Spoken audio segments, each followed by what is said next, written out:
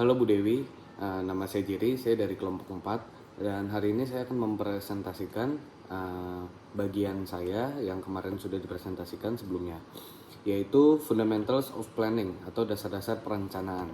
Dan hari ini kita akan membahas tentang hal itu. Lalu selanjutnya hal-hal yang berikut yang akan kita bahas itu merupakan diantaranya pengertian dan urgensi perencanaan, tujuan dan rencana, menetapkan tujuan dan mengembangkan rencana, dan yang terakhir itu masalah kontemporer dalam perencanaan.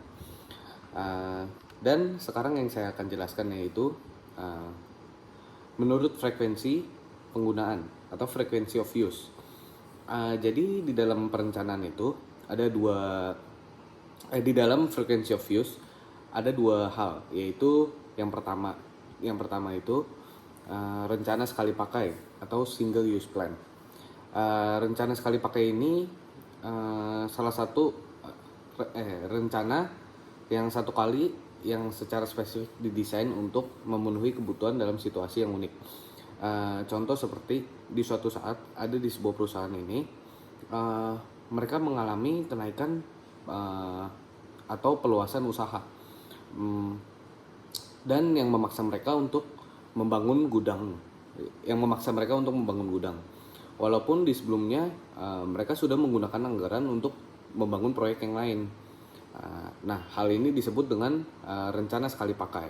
Lalu selanjutnya itu ada rencana siaga atau standing plans, rencana berkelanjutan yang memberikan panduan untuk aktivitas yang dilakukan berulang kali.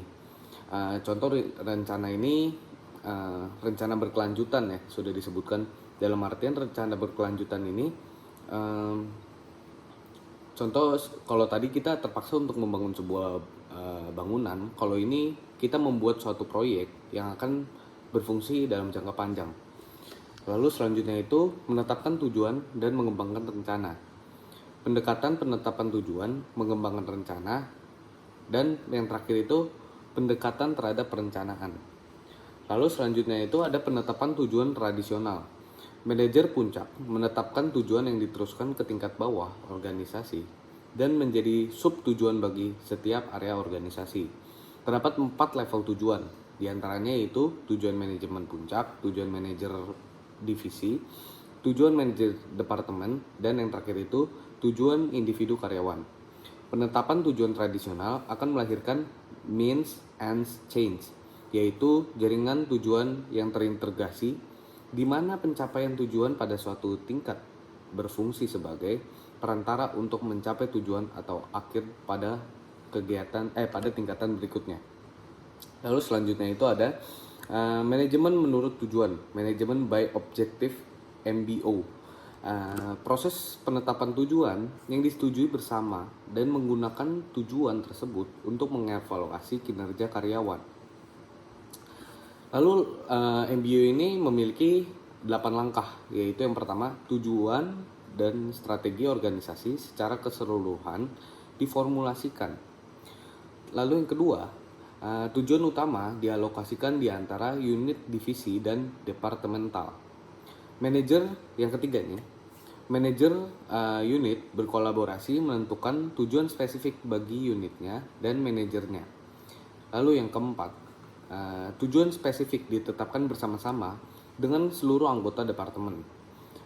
Lalu yang kelima, rencana tindakan mendefinisikan bagaimana tujuan yang dicapai, dispesifikasi, dan disetujui oleh manajer serta karyawannya. Lalu yang keenam, itu ada rencana tindakan yang diimplementasikan atau yang dilakukan. Lalu yang ketujuh, kemajuan mencapai tujuan direview secara periodik. Berarti ada update-annya. Lalu yang kedelapan, yang terakhir, keberhasilan pencapaian tujuan diperkuat dengan penghargaan berbasis kinerja maksudnya.